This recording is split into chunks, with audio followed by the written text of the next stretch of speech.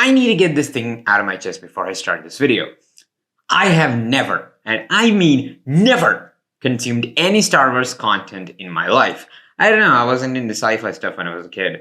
I would see ads of Star Wars movies or cartoons occasionally, but I never went out of my way to ever watch it. That was until recently the new Star Wars anime, Star Wars Visions, hit my radar and I was like, yep, I'm gonna go watch it. Well, never did I ever think that I'd have Star Wars and anime in the same sentence, but it's 2021, weird shit happen all the time. So I pulled out some popcorn and I was ready to pop my Star Wars cherry for the first time. Wait, did I just say that?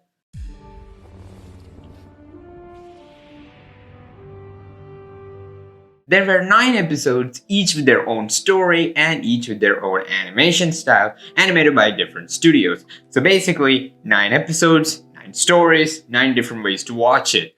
It has the 3D CGI, traditional anime style, literally premiere, and some other really unique ones. We'll go through each episode and we'll talk about how I felt about each one. This episode is done with a more ancient Japanese aesthetic mixed with 3D CGI. As unique as it sounds, there are times when the characters look weird just because of the black shading, and sometimes looking at these people, I get PTSD watching those shitty clips of Berserk 2016. Now, this episode is done by Kamikaze Doga, who also worked on Pop Team Epic and Batman Ninja. Yeah, you can see the Batman Ninja shit over here, but is it genuinely eye-hurting bad? Actually, no. The fight sequence genuinely looked amazing with the dynamics that only 3D animation can bring. The fluidity brings the lightsaber fight alive, and I fucking loved watching it, but really they should work on bloody shading. Story-wise, there isn't much here. A traveler visits a village, it gets raided by bandits who came over there to collect taxes, they rebel, some OP bitch comes in, they travel fights, they find out that he's neither a Jedi or a Sith, he beats the woman, he leaves one of the crystals in the Sith lightsabers to the village and leaves. That's it.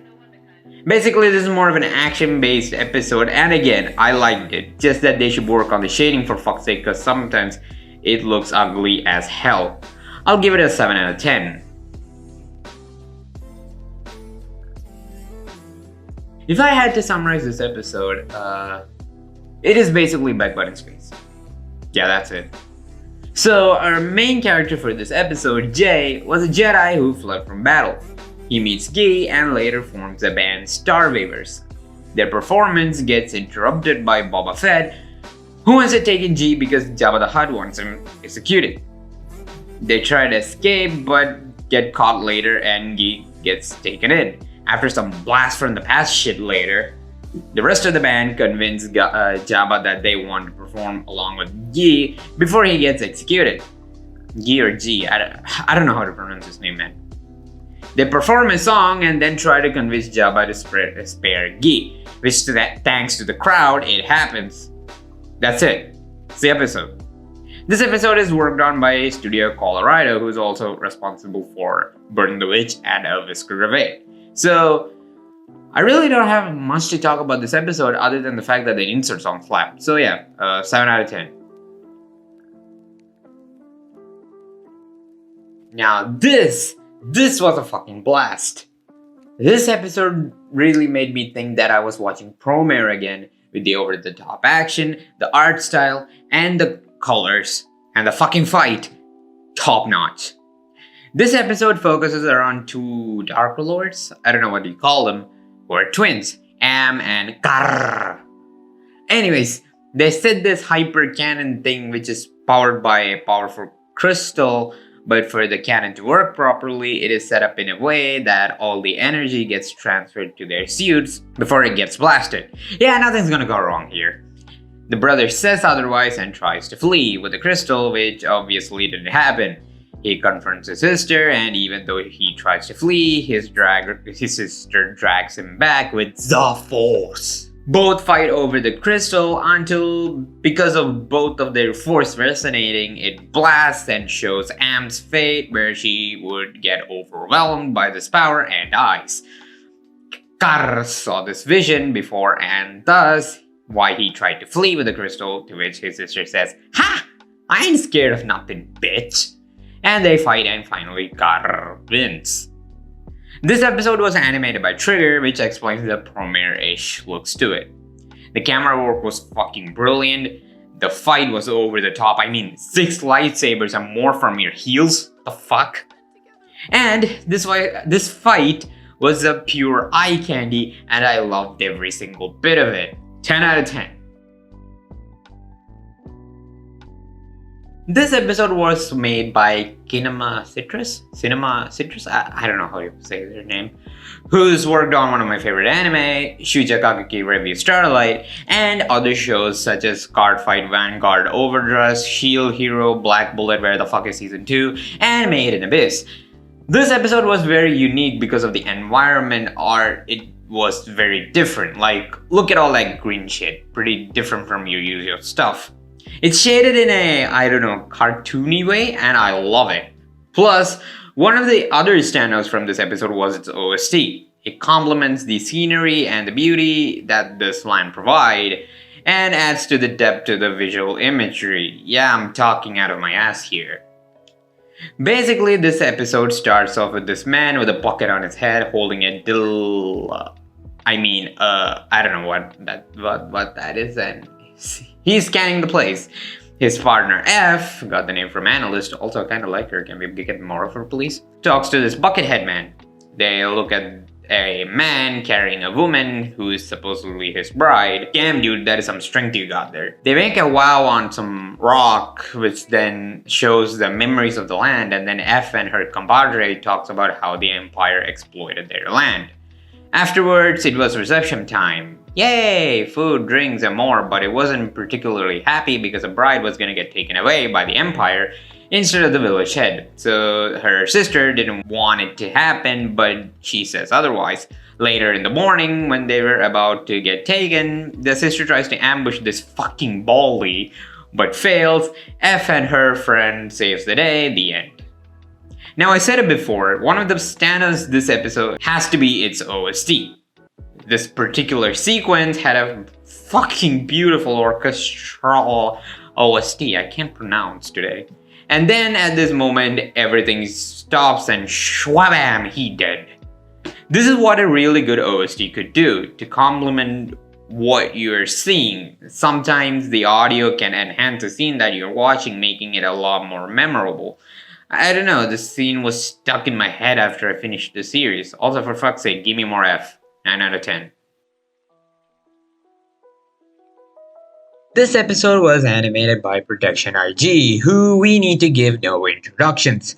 This episode was about 21 minutes long, so I'm not going to talk about what happened. This honestly felt like a start to a new series, and this is one of the reasons why I love this ONA. They say 9 different stories, and it's like watching 9 different animes, and I love it so much. Again, this episode was more of an introduction to the 9 Jedi and then restoring the Jedi Order. It felt fairly paced, good plot twist, really good action sequence in between, and 8 out of 10.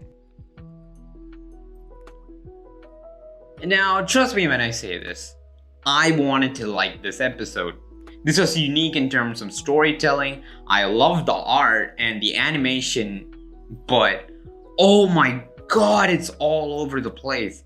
This episode was animated by Sain Saru, who worked on Devilman Crybaby, Ride Your Wave, the everlasting meme that is Japan Sings. You know what? Alright. Maybe they said cringy so that like it's probably like fucking PT scary. Let's click on it. And now airing Hike Monogatari. You can tell that the studio tried to be unique with its episode, but no matter how good the visuals are, it's just all over the place in terms of storytelling. I can't get behind TOB1 or The Scientist because the fucking shit is so rushed and weirdly done. This episode was only 13 minutes, but they try to say too much things for a 13-minute episode. And I'm kinda disappointed because, as I said, I love the art style and the animation, but the storytelling was all over the place. 5 out of 10. Trigger is back at it again, but this time with a more traditional-ish style of animation. Something that we haven't seen Trigger ever tackle. Something about this episode gave me the heebie-jeebies. Is that even a word? Like, oh shit, he could die any moment sort of vibes. It was eerie, a bit unsettling, but goddamn I love this fight. While in episode 3 the fight was very over the top, here it was quick, fast, and didn't even drag long at all. Total polar opposite of what episode 3 was. Story-wise, there wasn't much to it other than two Jedi's patrolling, visits a planet, there's an ex-Sith dude there, almost kills this man's apprentice, the master beats it. That's it. 7 out of 10.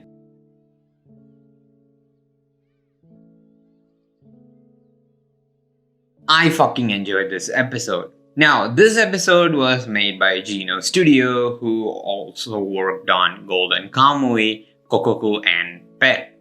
Oh, remember that show? Anyways, in this episode, we are introduced to Lop, who was a slave and pretty much broke girl who was stealing food. She was one day caught by Yasaburo and her daughter Uchi, who then takes her in their family. Fast forward 7 years later, Yasaburo and Uchi would have an argument where Yasaburo wants their clan to be against the Empire, while Uchi says that they should align with them since they could do nothing without their support. It ends up not solved, sadly, and later, Uchi would join the order. Yasaburo would then give the family's lightsaber to Lop, and he would go to fight the Empire and get his daughter back. Try to get his daughter back. By the time Lop reaches there, Yasaburo loses his one good eye, forcing Lop to fight his sister. She would retreat, and that's about it. I love this fight between Lop and Uchi. It was so beautifully animated with the amazing OST blending in with the sakura trees blossoming in the background. There's no other way to describe this other than beautiful. Geno Studios did an amazing job to animate this, and if I want a full-ass series out of any of these episodes, this, the Village Bride episode, and the Ninth Jedi would be my pick. This one has the potential to be a really good story. The difference in ideals and consequences of imperialism can be explored with this, and I would really love to see a whole series out of this. Overall, another 10 out of 10.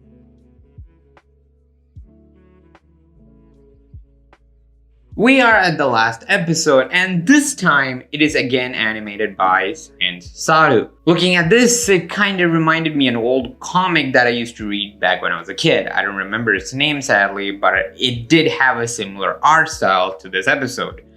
So I kind of felt very nostalgic, you know. One of the biggest standouts though was its OST. They hired some Indian people because a tabla, a percussion instrument in India, was going off during this episode. Its ending left me with a sour taste in my mouth and I'm okay with it. Thus far all the episodes have been full of happy endings and it ain't Star Wars with a bad end. Wait, did Star Wars ever have a bad end? Overall this episode is an 8 out of 10. And that is it for all the episodes. As I said earlier, each episodes bring out a new experience with different art style, storytelling, OST, and more. It's like watching 9 different series, and I enjoyed it a lot. I feel like this has everything every fan can enjoy, whether it may be a Star Wars fan or just an anime fan. It is definitely worth your time, and who knows, maybe I might check out more Star Wars if I'm bored. Well, that brings us to the end of this episode. I hope you guys enjoyed this video. What do you guys think about the series? Leave a comment down below. Join our Discord server if you guys want to suggest me video ideas, to which link will be in the description. Also check out my Twitter where I'll be updating a lot more often if y'all are interested with that. Also sorry for the varying difference in mic quality because part of this video, at least 1 or 2 part of this video and this part of the video is recorded in a different place and I didn't bring my mic. So I'm recording this with my laptop mic. So I'm very sorry for that, and yeah, that's about it. See you guys in the next video. Peace!